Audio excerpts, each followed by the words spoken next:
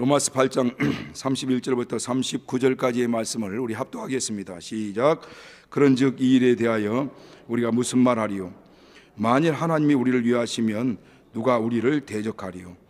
자기 아들을 아끼지 아니하시고 우리 모든 사람을 위하여 내어주시니까 어찌 그 아들과 함께 모든 것을 우리에게 은사로 주지 아니하시겠느뇨? 누가 능히 하나님이 택하신 자들을 송사하리요? 어렵다 하신 이는 하나님이시니 누가 정죄하리요? 죽으실 뿐만 아니라 다시 살아나신 이는 그리스도 예수시니 그는 하나님 우편에 계신 자요 우리를 위하여 간구하시는 자시니라. 누가 우리를 그리스도의 사랑에서 끊으리요? 환난이나 곤고나 핍박이나 기근이나 적신이나 위험이나 가리랴. 기록된 바 우리가 종일 주를 위하여 죽임을 당케 되며 도사를 양같이 여김을 받았나이다 함과 같으니라. 그러나 이 모든 일에 우리를 사랑하시는 이로 말미암아 우리가 넉넉히 이기느니라. 확신하노니 사망이나 생명이나 천사들이나 권세자들이나 현재일이나 장래일이나 능력이나 높음이나 깊음이나 다른 아무 피조물이라도 우리를 우리 주 그리스도 예수 안에 있는 하나님의 사랑에서 끊을 수 없으리라. 아멘. 오늘 설교 제목을 한번 하겠습니다. 시작. 끊을 수 없는 생명의 줄. 여기 서 있으면 위에서 막 난방이 내려와 가지고 목이 막 마릅니다. 끊을 수 없는 생명의 줄. 요즘은 그런 이야기들을 많이 하는 걸 듣지 못했는데 옛날엔 그런 말들을 많이 했습니다. 사회생활 잘 하려면은 이 줄이 있어야 된다, 백이 있어야 된다라는 말을 했어요. 그래서 출세하려면 줄을 잘 잡아야 되고 사회생활도 잘 하려면은 백이 있어야 된다. 그래서 뭔가 힘께나 쓰고 뭔가 권세나 있는 그런 사람들 그 줄에 서기 위해서 많은 사람들이 애를 씁니다. 권세가 있어서 뭔가 영향력이 있고 또 어떤 사회적인 영향력이 있는 사람들에게 줄을 서서 그들로부터 뭔가 어떤 출세길을 출세하려고 하고 그들로부터 도움을 받아서 뭔가 잘 되게 하려고 하는 그런 간절한 마음들이겠죠. 그러나 여러분, 우리는 지금까지 우리 한국 이런 정치사를 통해서 우리가 분명히 보아서 알듯이 그렇게 나는 새도 떨어뜨린다라고 하는 그 권세를 갖고 온 나라를 쥐락펴락하게 했던 수많은 유인들이었죠. 대통령들도 그들이 말년이 되면 그들이 그것을 그만두게 되면 다 어디로 갑니까? 감방에 들어가게 되고 그런 법정에 서게 되는 것들을 볼 수 있습니다. 권불 10년이라고 하지 않습니까? 아무리 권세가 있고 아무리 날고 긴 정말 그런 권력을 휘두른다 할지라도 그것이 영원하지 못합니다. 전 세계적으로도 볼 때도 30년, 50년 그런 권세를 누렸다고 하는 그런 사람들도 결국 그 종말들이 어떠합니까? 그 종말들이 참으로 비참한 모습들을 우리가 보게 되는 거죠. 이 땅에 있는 모든 권세는 다 무너질 날이 옵니다. 이 땅의 모든 이 어떤 줄들은 다 끊어질 날이 오게 됩니다. 아무리 이 땅에 있는 동안 그 평생을 그 줄 잡고 있다 할지라도 언젠가 죽음에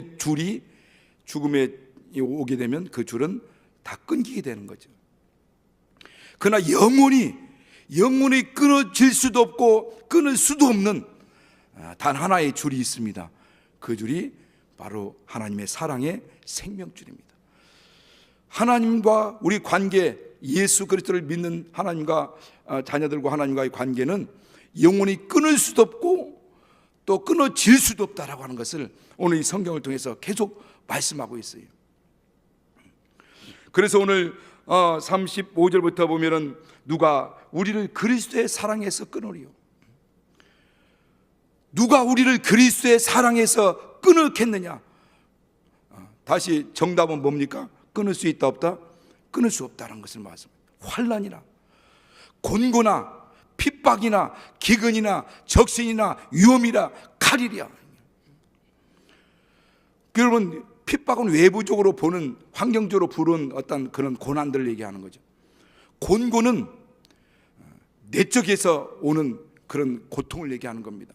숨통이 조여오고 숨이 턱턱턱 이렇게 막히는 그런 고통, 그런 압박감, 더 이상 어떻게 해볼 수 없는 숨이 막혀오는, 숨이 조여오는, 숨통이 조여오는 그런 압박, 그런 고통을 얘기할 때 이 곤고다라는 것입니다. 곤고라는 의미가 그런 의미를 가지고 있어요. 그러니까 환난, 외부적으로 부르는 이 환난들이나 숨통이 조여오고 숨이 막힐 것 같은 그런 삶의 어려움으로 말미암아 내게 닥쳐오는 그런 일들이 있어요. 아마 그런 경험들을 하신 분도 있습니까? 막 부도가 날 때, 삶의 어떤 육체적인 정말 힘든 그런 고통이 다가올 때 막 숨이 막히는 그런 고난을 당하고 고통을 당하는 사람이 있어요. 그런 곤곤할지라도, 또 그의 외부적인 핍박이랄지라도, 기근, 굶주림, 또 기근이나 적신, 헐벗음, 기근이나 적신이나 위협이나 칼이 온다 할지라도, 그런 환난과 그런 고난이 온다 할지라도, 더 나아가서 오늘 여기 36절에 보면은 시편 44편 22절의 말씀을 인용해서 말씀합니다. 우리가 종일 주를 위하여 죽음을 당게 되며 도살할 양처럼 여김을 받는다 할지라도, 그렇게 종일 죽임을 당게 되는 그런 가장 최악의 처절한 상황에 직면하고 죽음의 경각에 왔다 갔다 하는 그런 상황에 온다 할지라도 우리를 사랑하시는 이로 말미암아 우리가 이 모든 것을 넉넉히 이긴다는 겁니다. 하나님과 우리 관계에서 이 사랑의 끈을, 또 이 사랑의 끈, 이 생명의 끈을 끊을 자가 없다라고 하는 겁니다. 예수님께서 그렇게 말씀하셨죠. 나는 포도나무에 너희는 가지다. 내가 저 안에, 저가 내 안에 있으면 이 사람은 과실을 많이 맺나니 나를 따라서는 아무것도 할 수 없다. 하나님과 우리 관계는 포도나무와 가지의 관계요, 또 마치 하나님과 이와 같이 생명줄로 연결된 우리와 하나님 관계는 마치 태중의 아이가 어머니의 탯줄을 통해서, 그 탯줄을 통해서 연결돼 가지고 그 탯줄을 통해서 양분이 공급되고 산소가 공급되고, 그래서 가장 중요한 곳에서 이렇게 보호하듯이 하나님과 우리 관계도 바로 생명의 탯줄, 이 사랑의 탯줄로 연결되고 그의 보호하심 아래 있다는 겁니다. 이 땅에 살아가다 보면은 별의별 일들을 다 만나게 되죠. 수많은 우유곡절을 겪게 됩니다. 그래서 이 땅에 살아가면서 여러분, 이 정도 살아오신 분들, 여기 우리 장로님이나 권사님들, 우리 안수사님, 우리 집사님도 마찬가지로 별의별 일들을 다 경험하게 되죠. 오늘 어떤 권사님 전화하니까 아유, 산전수전 공중전 다 겪고 있다고 이렇게 말씀하시는데, 그러니까 산전수전 공중전을 다 겪으면서 살아가게 되는 겁니다. 별의별 일들 다 겪게 되고 수많은 우여곡절을 다 만나게 되는 거죠. 오래된 일이지만은 제가 담당했던 그 예배당에서 한 집사님 만나게 되는데, 그 집사님은 조그마한 떡집을 운영하고 있었어요. 그런데 너무 힘들고 너무나 어려운 상황이기 때문에 자주 가서 거기서 예배도 드리고 그분의 하소연도 들어주는데, 그 눈물의 보따리, 또 그 고난의 보따리, 그 한숨의 보따리가 끊임없이 끊임이 없어. 갈 때마다 얘기하는데 끊임없어요. 그 정말 눈물의 보따리가 끊임없이 계속 풀어져요. 그러나 이 땅에서 살아가는 날 동안 우리는 그 눈물의 보따리, 고난의 보따리를 정말 이를 끊임없이 풀어낼 정도로의 그런 삶을 살죠. 그래서 어떤 분들 그런 얘기하면 실제로 내가 지나온 인생들 고생했던 걸 책으로 쓴다면 몇 권을 쓸 수 있을 것이라고. 그러니까 하나님 뜻대로 살려고 하고 정말 또 제대로 예수 믿으려고 하면은 여러분, 그 삶 가운데 수많은 이 고난이 옵니다. 고통이 오게 돼요.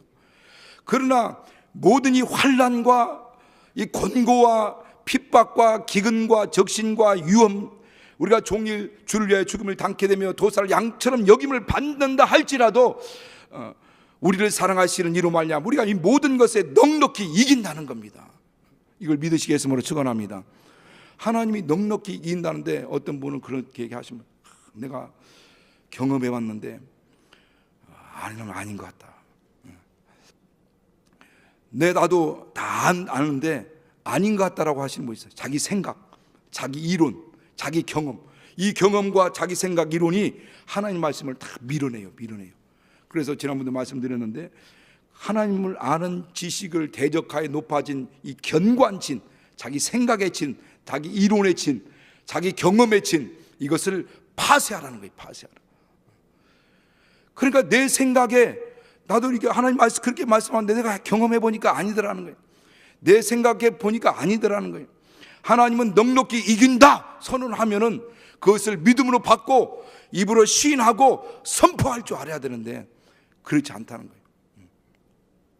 여러분, 우리는 하나님의 믿음이라는 게 뭡니까? 믿음. 마가복음 11장 22절에 보면 하나님을 믿어라라는 말씀이 있죠. 그 말씀이 무슨 의미라는 거 우리는 다 들었죠. 엄청 많이 들었습니다. 하나님을 믿어라라는 말은 하나님의 믿음을 가지라는 거죠. 우리의 믿음은 내 생각에서 나오는 믿음이 아닙니다. 내 확신에서 나오는 믿음이 아니라는 거죠. 내가 볼 때 이 상황을 보고 이 형편을 보고 내가 경험해 보니까 이건 아니더라는 거예요. 하나님이 기도하는데 나는 아니다는 거예요. 할 수 있다는데 나는 못한다는 거예요. 넉넉히 이긴다는데 안 된다는 거예요. 나는 그것이 하나님 말씀을 밀어내는 거예요. 그래서 우리가 진짜 하나님 믿음은, 우리가 믿는 믿음은 하나님의 믿음을 받아들이는 거예요. 하나님이 선포하신 그 말씀, 그분의 확신을 내 확신으로 받아들이라는 거죠. 그걸 믿고 그걸 시인하고 선포하라는 겁니다. 한번 따라서 해보시기 바랍니다. 우리는 넉넉히 이긴다. 우리는 넉넉히 이긴다. 우리는 넉넉히 이긴다고 하나님 그렇게 말씀하시면 그 말씀을 인정하는 겁니다. 이게 믿음이에요. 인정하는 거예요. 내 삶이 지금 형편이, 여건이, 상황이 그렇지 않는다 할지라도 믿음은 바라는 것의 실상이라고 했잖아요. 지난번도 말씀드렸죠. 보지 못하는 것의 증거라고 했죠. 보지 못하는 것의 증거가 뭐냐? 그 믿음이요. 바라는 거, 내가 지금 바라는 것 이렇게 잘 되길 바라고, 형통하게 바라고, 응답되길 바라고, 치료받길 바라고, 이 문제가 풀리길 바라는 그 바라는 그 실상이 내가 가지고 있는 이 믿음이라는 거죠. 그래서 하나님 말씀하시면 그렇게 믿는 것, 그렇게 인정하는 것, 그렇게 확신하는 것, 이게 믿음입니다. 오늘 주님께서는 그렇게 넉넉히 이긴다라고 이렇게 말씀하셨어요. 어떻게 이길 수 있는가? 그래서 이 넉넉히라는 말 자체가 이 전쟁 용어입니다. 전쟁 용어라고, 전쟁에 쓰는 용어예요. 이 넉넉히라는 말이 전쟁에 쓰는 용어인데 어떤 때 사용하냐면 압도적인 승리를 했을 때, 뭔가 큰 승리를 하고 압도적인 승리를 했을 때, 휘페르 나요인가요? 나요? 내가 안 쓰던 용어를 쓰려고 하니까 참 그렇게 그러니까 압도적인 승리, 그때 이 단어를 사용한다는 겁니다. 그러니까 오늘 하나님께서는 우리가 그냥 대충 이기는 것이 이기는 수준이 아니라 그냥 겨우 이기는 수준이 아니라 우리는 압도적으로 이길 수 있다고 말씀하는 겁니다. 그래서 예수님께서 말씀하세요. 세상에서는 너희가 환난을 당하나 담대하라. 내가 세상을 이겼노라. 그러니까 여러 환경과 상황들이 힘들고 어려운 일도 분명히 있지만은 그러나 결론은 뭐냐면 내가 이긴다는 겁니다. 내가 너희에게 이겼듯이 너희도 반드시 이긴다는 겁니다. 그래서 우리는 이 말씀을 부여잡고 가는 겁니다. 승리에 대한 이미 결론을 우리는 내리고 가는 겁니다. 그래서 그 모든 것들을 다 이긴다는 거예요. 오늘 어떻게 이길 수 있느냐, 그런 일에 대해 우리가 무슨 말이요? 만일 하나님이 우리를 유하시면 누가 우리를 대적할 수 있느냐는 거예요. 하나님이 유하시는데 누가 감히 대적할 수 있느냐는 거예요. 유하다 이 말 자체도 보니까 그냥 편든다, 뭔가 이렇게 응원한다 이런 의미가 아니고, 이 의미가 어떤 우리를 대신하여서 자기를 희생하면서, 대신하며 희생하면서 직접 그 문제에, 그 어떤 그런 일에 개입하여서, 적극적으로 개입하여서 우리를 돕는다라는 의미를 가지고 있어요. 그러니까 연극장에서나 관중석에서 응원하는 이런 단계, 편들어주는 단계가 아니라 직접 전쟁에 들어오셔서, 그 전쟁의 싸움에 들어오셔서 우리를 위해서 직접 그분이 싸워주신다는 겁니다. 하나님이 직접 우리의 삶 가운데, 우리의 영적 전투에서, 우리의 삶의 전투에 들어오셔서 직접 우리를 대신하여 그분이 싸우는데, 그분이 우리를 유하는데 누가 우리를 대적할 수 있느냐는 겁니다. 넉넉히 이긴다는 거예요. 우리 사무엘상 17장에 보면은 17장에서 보면은 이 골리앗과 다윗의 싸움이 나오지 않습니까? 우리가 능히 익히 다 알고 있는 것처럼 이 골리앗의 키가 6규빗 한 뼘이 된다고 그랬어요. 한 규빗은 보통 이 한 남자들 성인들의 이 손가락 끝에서부터 이 팔꿈치까지의 길이라 하니까, 저 같은 경우는 한 45cm 정도 되면 또 키가 좀 크신 분들은 한 50cm가 되죠. 여러분 50cm가 된다면 얼마 됩니까?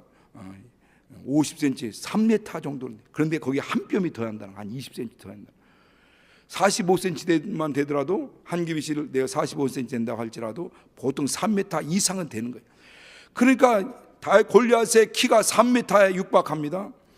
그리고 그가 입은 갑옷이 57kg, 5,000세겔이라고 했으니까 57kg. 그가 배틀째 같은 창을 잡고 있는데 창 날만 7kg가 된다는 거예요.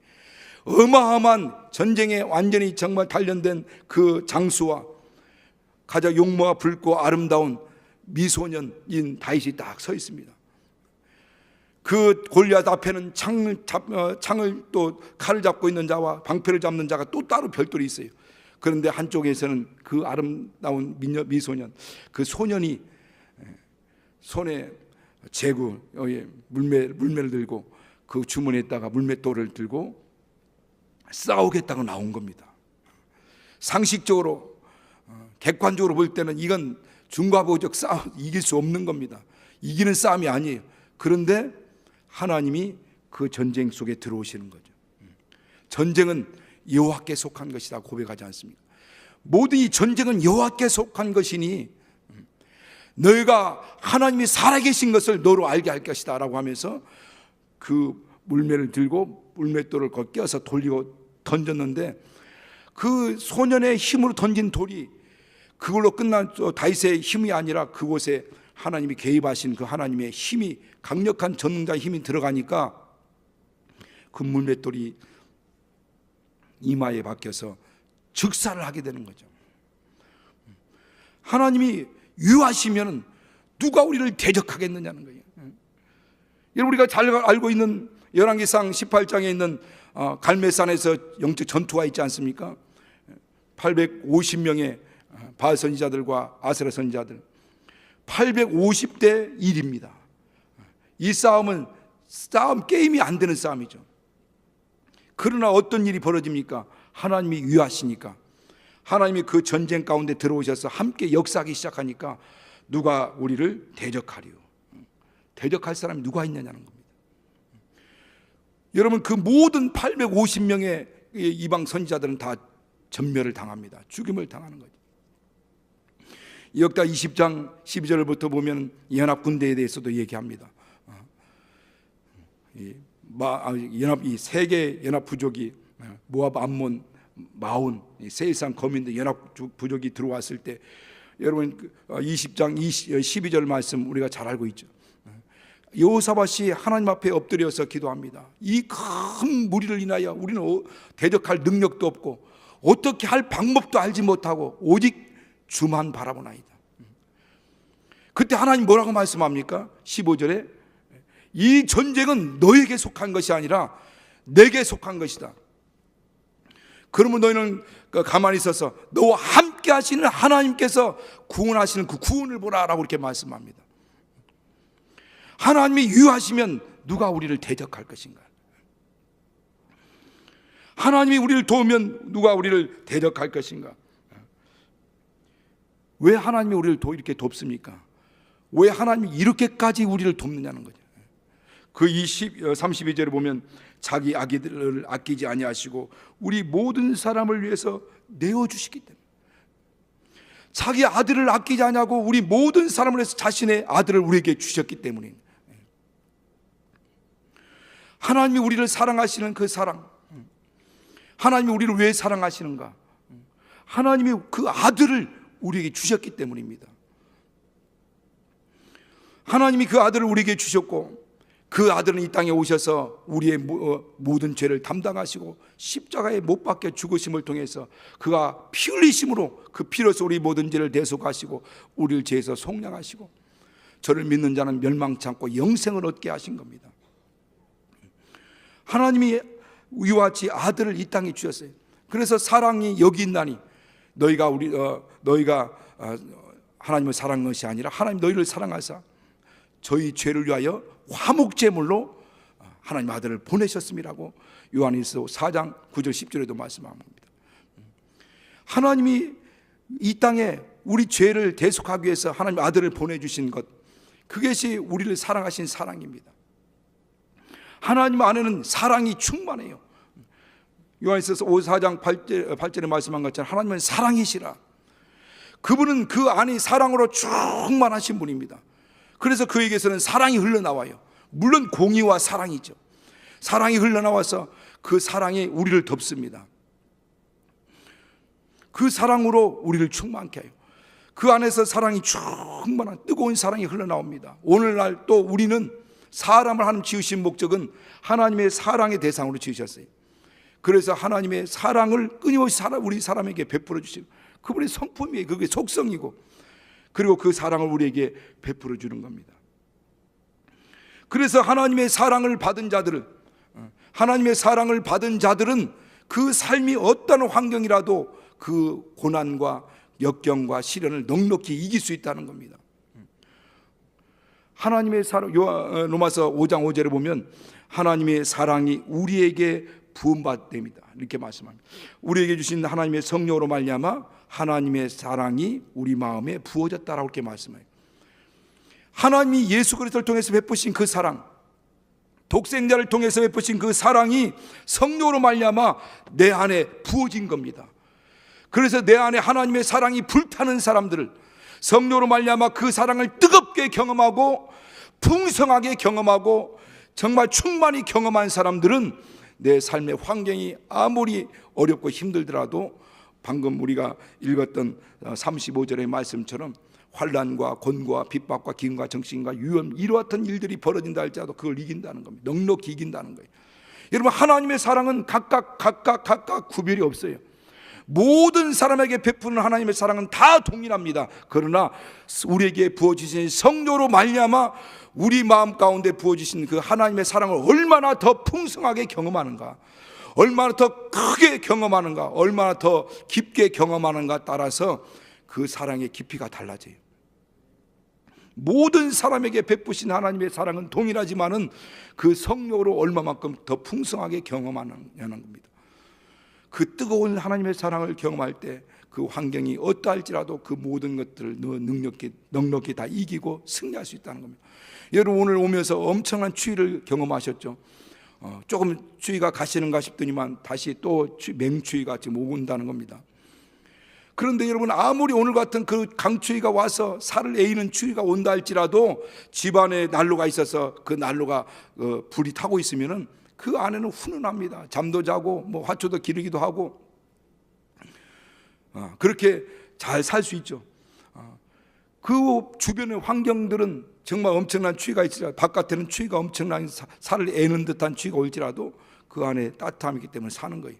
오늘날 우리의 삶의 환경이, 우리의 모든 가정 환경과 삶의 환경이 이렇게 어렵고 힘들지라도 하나님의 사랑이 우리에게 부음받아서 그 사랑의 불길이 타고 있으면 그 사랑으로 충만한 경험 있고 체험 있고 그런 은혜를 누린 사람이 있다면 그러면 그 모든 환경은 다 이기고 극복할 수 있다는 거예요. 그 모든 것들을 다 이기고 극복할 수 있는 겁니다. 자기 아들을 아끼지 아니하시고 우리 모든 사람을 위하여 내어주시니가 어찌 그 아들과 함께 모든 것을 우리에게 은사로 주시지 않겠느냐.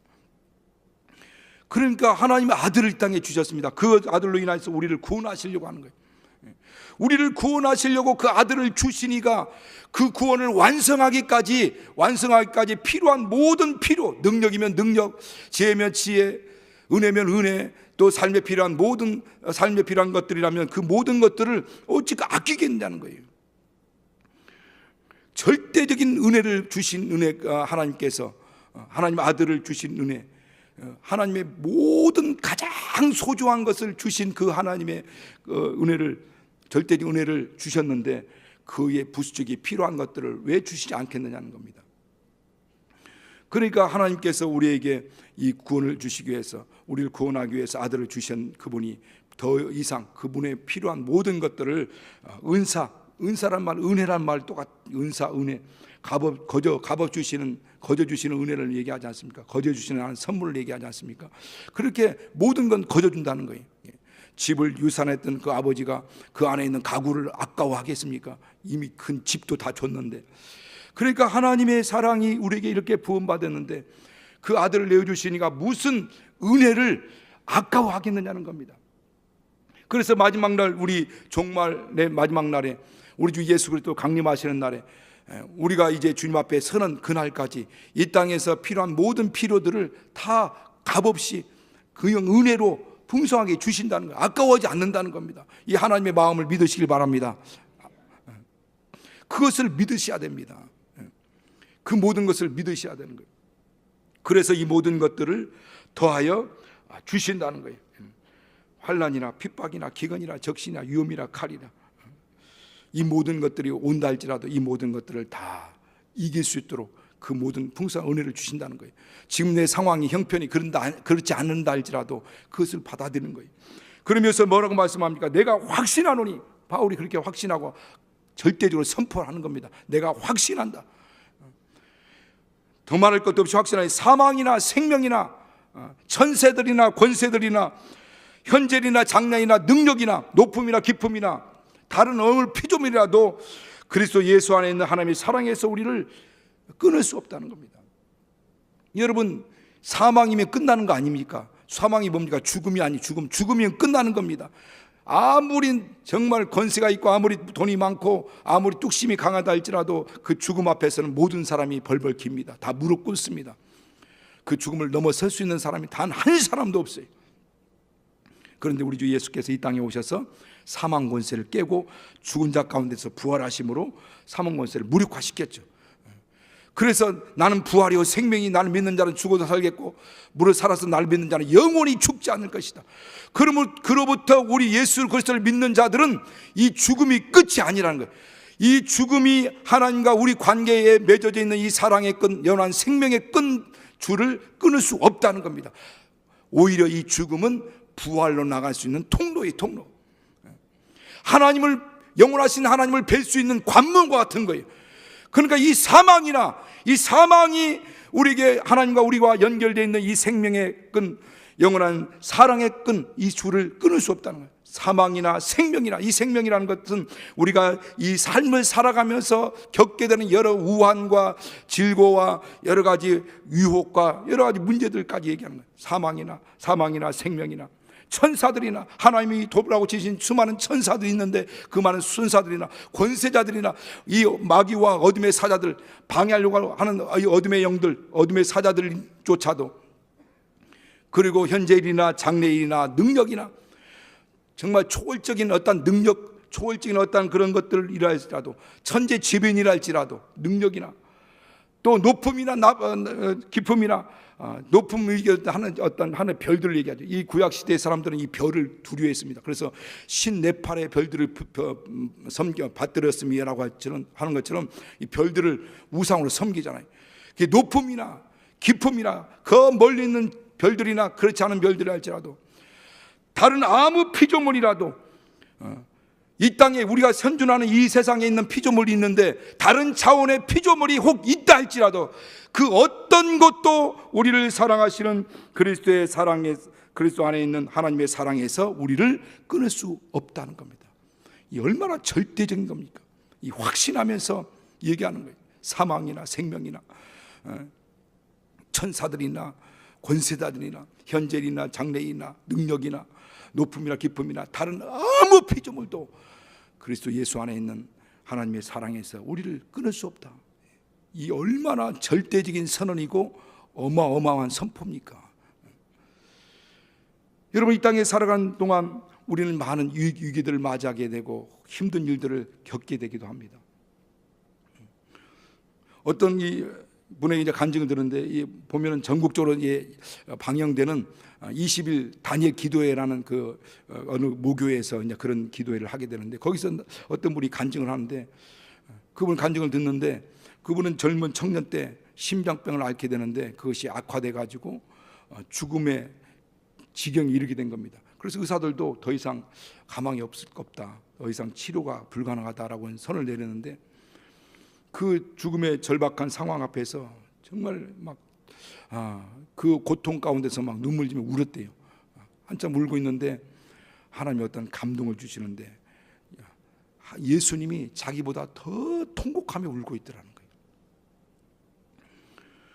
예수님이 자기보다 더 통곡하고 울고 있는 그 모습을, 그런 것을 보면서 정말 하나님이 이 병을 치료하겠구나라는 감동을 받아서 믿음으로 나가서 결국 치료받았다는 간증을 하시더라고요. 여러분, 우리가 누가복음 7장 11절부터 17절까지 말씀 보면은 나인성 과부의 아들에 대해서 얘기합니다. 그 나인성에는 예수님께서 나인성에 들어가실 때 그 성원에서 한 무리의 행여 장례의 행렬이 나옵니다. 그 장례의 대상자가 이제 청년인데, 그 어머니는 과부죠. 과부의 독자예요. 그러니까 남편도 없는데 독자였던 아들도 죽었어요. 그 모습을 보고 예수님께서 13절에 보면은 불쌍히 여기셨다라 이렇게 말씀하고요. 그런데 그 여러분, 지난번 우리가 자주 말씀 듣는 것처럼 이 불쌍히 여기다는 말은 무언 단장이라고 했잖아요. 창자가 끊어지는 그런 아픔에 불쌍히 여기는 마음, 긍휼한 마음을 얘기하는 겁니다. 그러니까 하나님의 마음이, 그를 향한 하나님의 마음이 창자가 끊어지는 무언 단장과 같은 그런 마음이었다라고 하는 거죠. 하나님은 우리를 향한 그분의 마음이 그런 정말 간절한 마음이라는 겁니다. 그래서 이 질병의 고통에 사람들이 있을 때 대부분 그렇게 생각을 합니다. 하나님 나를 버리셨나? 하나님 내 기도를 듣지 않는가? 하나님과 관계의 줄이 끊긴 것처럼 생각하는 분들이 있어요. 그러나 오히려 그 질고의 고통 가운데 있는 그 상황이 하나님과 나의 관계는 더 끈끈한, 더 절대적인, 더 견고한, 끊어질 수 없는 그 사랑의 줄로, 생명의 줄로 연결되어 있다고 하는 겁니다. 여러분, 지금 여러분은 어떤 줄을 잡고 있습니까? 여전히 출세의 줄을 잡고 있고, 여전히 인맥의 줄을 잡고 있고, 여전히 돈줄을 잡고 있습니까? 아니면 영혼이 끊어지지 않는 줄, 영혼이 끊어질 수도 없는 줄, 그 생명의 줄을 잡고 있습니까? 오늘 주님은 이 사랑의 줄, 끊을 수 없는 이 사랑의 줄이 지금 하나님과 우리 관계에 연결되어 있다고 하는 겁니다. 이 생명의 줄이 하나님과 우리 관계 가운데 연결되어 있다는 거예요. 사랑의 줄로, 끊을 수 없는, 끊을 수도 없고 끊어질 수도 없는 이 사랑의 줄로, 이 생명의 줄로 연결되어 있다는 겁니다. 이걸 믿으시게 했으므로 축원합니다. 어떤 상황에도 이것이, 그러니까 이것을 설명하기 위해서 환난이나 곤고나 기근이나 적시나 위험이나 칼을 하면서 내가 종일 주를 위해 죽음을 당게 되면 도살양처럼 여김을 받았나이다 하면서 그 설명하면서, 또 사망이나 생명이나 또 막 전사들이나 권세단이나 현재이나 장래이나 능력이나 뭐 높음이나 기쁨이나 그 다른 온갖 피조물까지 다 동원되면서 이 사랑의 줄을 끊을 수 없다. 우리와 저와 여러분, 하나님과 나와의 관계는 이 사랑의 줄로 지금 연결되어 있습니다. 이 생명의 줄로 연결되어 있어요. 이 믿음을 부여잡고 끝까지 승리하시게 했으므로 축원합니다. 오늘 이 시간 같이 기도할 때 정말 환난, 핍박, 기근, 적신, 위험이 옵니다. 우리 환경, 예수 믿는다고 안 오는 게 아니에요. 그럴지라도 하나님과 이 관계의 끈, 사랑의 끈, 이 생명의 끈은 결코 끊어질 수 없다는 거예요. 내가 잡고 있는 끈이 아니라 하나님이 나를 잡고 있어요. 그래서 우리 이사야서 41장 10절 말씀 잘 알잖아. 너는 두려워하지 말라, 내가 너 함께하며, 놀라지 말라, 내가 하나님 됨이라. 내가 너를 굳세게 하리라. 참으로 너를 도와주리라. 참으로 을은 오른손으로 너를 붙들주리라. 내가 잡고 있는 줄이 아니라 하나님이 잡고 있는 줄입니다. 이 생명줄. 이 시간 끝까지 믿음으로 승리할 수 있는 말씀을 생각하면서 예수 한번 부르셔서 같이 기도하겠습니다. 예수여.